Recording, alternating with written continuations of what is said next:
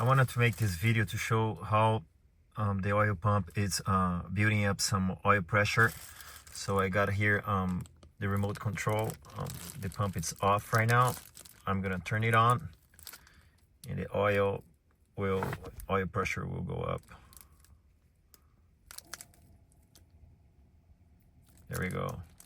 I'm gonna turn it off. It goes off, and there's no more rattle now because the engine is filled up with oil. Temporarily, I have it set right here. I'm planning to move it here. I have this connection going right there into sandwich. See if we can zoom in. There we go. And then back here, I have the 180 degrees connecting to the oil pan.